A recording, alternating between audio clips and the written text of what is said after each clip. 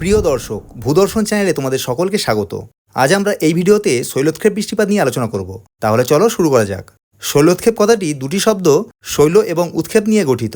শৈল শব্দের অর্থ পর্বত বা পাহাড় এবং উৎক্ষেপ শব্দের অর্থ উপরে ওঠা, অর্থাৎ জলীয় বাষ্পপূর্ণ আর্দ্র বায়ু শৈল বা পর্বতে বাধা পেয়ে পর্বতের ঢাল বরাবর উপরে উঠে ঘনীভূত হয়ে যে বৃষ্টিপাত ঘটায় তাকেই শৈলোৎক্ষেপ বৃষ্টিপাত বলে। চলো এখন শৈলোৎক্ষেপ বৃষ্টিপাত কিভাবে সৃষ্টি হয় সেটা বুঝে নিই।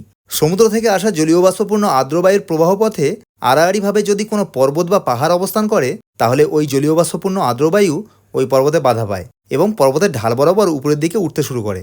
এখানে আমাদের মনে রাখতে হবে যে পর্বতের যে ঢালে জলীয় বাষ্পপূর্ণ আর্দ্র বায়ু বাধা পায় সেই ঢালকে প্রতিবাদ ঢাল বলে এবং এর বিপরীত ঢালকে অনুবাদ ঢাল বলে।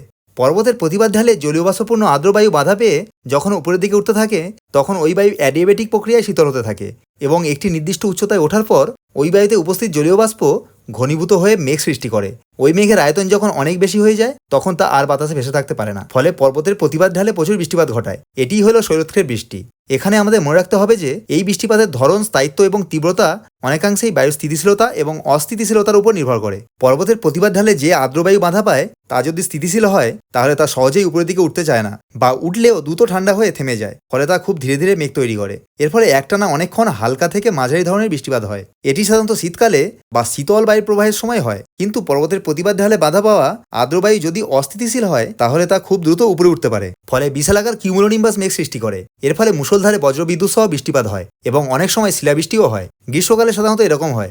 ভারতবর্ষে যখন গ্রীষ্মকালে অস্থিতিশীল আর্দ্র মৌসুমী বায়ু পর্বতে বাধা পেয়ে মেঘ সৃষ্টি করে, তখন তা আকস্মিক এবং প্রবল বর্ষণ ঘটায়। পর্বতের প্রতিবাদ ঢালে বৃষ্টিপাত ঘটানোর পর যখন ওই বায়ু পর্বতের বিপরীত ঢালে বা অনুবাদ ঢালে পৌঁছায়, তখন ওই বায়ুতে জলীয় বাষ্পের পরিমাণ অনেক কমে যায়। তাছাড়া ওই বায়ু যখন অনুবাদ ঢাল বরাবর নিচের দিকে নামতে থাকে, তখন ওই বায়ু অ্যাডিয়াবেটিক প্রক্রিয়ায় গরম হতে থাকে, ফলে ওই বায়ুর জলীয় বাষ্প ধারণ ক্ষমতা অনেকটাই বেড়ে যায়। এর ফলে পর্বতের অনুবাদ ঢালে মেঘ সৃষ্টি হয় না, অথবা খুব কম মেঘ সৃষ্টি হয়। ফলে পর্বতের অনুবাদ ঢালে খুব একটা বৃষ্টিপাত হয় না। ফলে পর্বতের অনুবাদ ঢালে প্রায় সারা বছর শুষ্ক আবহাওয়া থাকে। তাই পর্বতের অনুবাদ ঢালকে বৃষ্টিছায়া অঞ্চল বলে।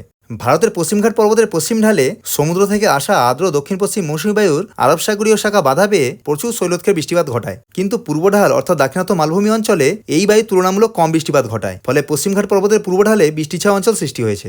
আবার ভারতের মেঘালয় রাজ্যের খাসি পাহাড়ের প্রতিবাদ ঢালে অবস্থিত চেরাপুঞ্জির মৌসিনরামে দক্ষিণ পশ্চিম মৌসুমী বায়ুর বঙ্গোপসাগরীয় শাখা বাধা পেয়ে পৃথিবীর সর্বাধিক বৃষ্টিপাত ঘটায়। কিন্তু বিপরীত ঢালে অর্থাৎ অনুবাদ ঢালে শিলংয়ে বৃষ্টিপাত খুব কম হয়। তাই শিলং হলো একটি বৃষ্টিছায়া অঞ্চল। আজ এ পর্যন্তই। আশা করি ভিডিওটি তোমাদের ভালো লেগেছে।